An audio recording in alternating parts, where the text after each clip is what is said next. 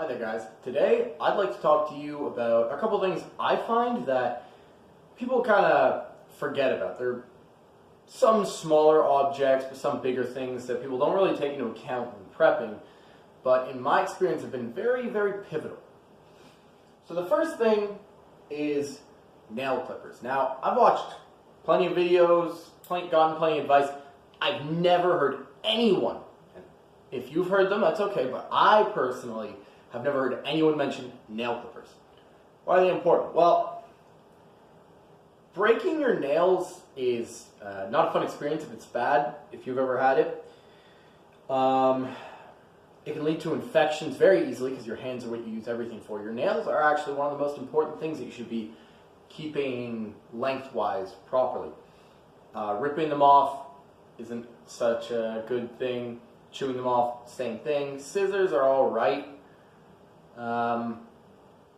But nail clippers are the best. And you can also use these for other things that scissors are just too big to do. I always keep two pairs of these in my bag. One bigger one smaller one. And personally, I do think that these are at least one of the most important things I have, because a lot of people just don't think about it. And if you rip a nail, it can be very bad, especially if it gets infected. So, second thing I want to talk about is this. This is a watch, a wind-up watch, no battery, which means I don't need to stock up on watch batteries. It's one less thing I need to prepare for, one less thing I need to carry.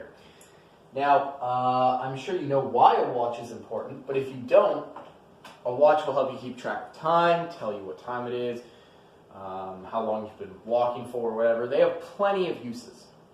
And personally, the watch is also very important. A lot of people have grown to just looking at their phones for the time, but after SHTF, the grid goes down, your phones won't be working for very long. So the next thing I have: notebooks, paper, writing utensils. Now, these are very important for a multitude of things. Personally, I think I've mentioned it in the past, every week I create a log of what I have, how much of it I have, etc. This lets me keep track of exactly how much more food I have, how much ammunition I have, how long it's going to last, etc. This will also let me draw out maps if I needed it, or whatnot. There are plenty of uses for paper and writing utensils. Drawing, if you get bored, writing stuff down like history, because that's something that's going to be important. If it's long term, people are going to need to record stuff. There's plenty of uses. Entertainment as well, as I already mentioned. And that brings us on to our next one.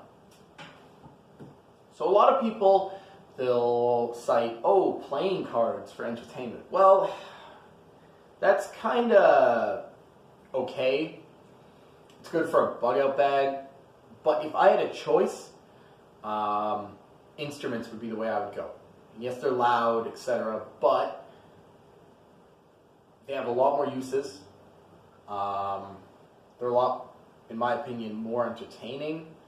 Music is something that people have been doing for thousands of years, and there must be a reason for that. Personally, I play the banjo,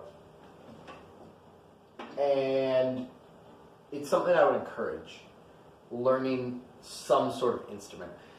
Now, it doesn't mean I need to prep up on extra strings, because they rust, they break, etc., but in my opinion, it is a worthwhile investment.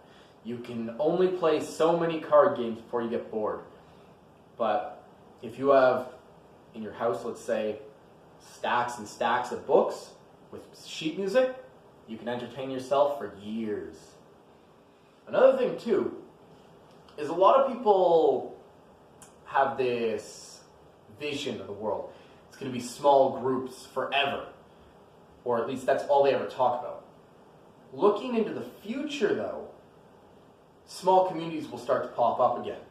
And if you, for whatever reason, find yourself alone, you're a traveler, you come across one of these smaller settlements, an instrument, good way to entertain people, good way to get something in return. You're providing a service, which is entertainment, for food or whatever. Next thing I want to talk about, paper maps. Now, I've heard Canadian Prepper talk about this once. Off the top of my head, I can't think of anyone else I've heard it from. And yes, I've heard it, but I haven't heard it enough, I don't think. So I have two maps. I have one of my whole province, one of the area that my bug out location is in. On these maps, I have marked out where there are places that I've stored caches along the way, multiple routes to get to my bug out location, where my friends live, other people in my group, etc. And in my more localized map, where there are places that I would check out for supplies, if I got to that point, or places I could stay if I was walking, etc. And these are very useful. Always keep these in your pack. Now, people mention hats a lot, but whenever I hear hats, mostly it's winter hats. So it's toques, or those ones with the fur lining that come down and cover your ears. That's all well and good for winter, but in summer, it's a completely different game. You need something to keep the sun off your head, off your face, especially if you're pale like I am, and wide brim hat. I've had this for 2 years now, I think. Perfect. Keeps the sun off my head. I have not got a single sunburn on my face since I bought this.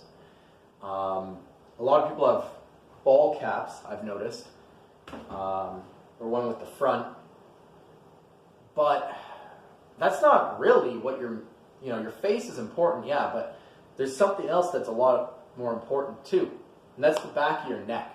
It can get very easily sunburned. I find most times this is protecting the back of my neck instead of my face. And sunburns are really something that you want to be careful of. It dehydrates you, blisters, if it's bad enough, you can get really bad burns from it. So that is something also I would consider. And the last object is alcohol. Beer and liquor. Now, people mention this all the time, but they mention it as a bargaining tool. They never mention that it's good for you too in your group. Now, obviously, I'm not talking about drinking it all the time, but post SHTF will be very stressful, and something I think that people don't take into consideration a lot, or at least when they're talking about it, is alcohol. Good for drinking. It's good for stress. Same with tobacco, I've heard. Marijuana, it's legal in Canada, so that's something that you can take into consideration here. But things like that, they're good for barter, but you need to remember that they're also good for relieving stress, because you're going to be stressed. You are. And I think there's this almost stigma in the prepper community against using substances like that. But really, if you use it in moderation to reduce stress, then I think it would be very beneficial to your group. Because you're going to be stressed. You're going to need something to take the edge off to become not so stressed. Now, I would recommend being very vigilant about how much you use, but I would recommend you keep some for yourself too, to help ease tensions. Anyways, so that's me for today. I hope you learned something, and cheers.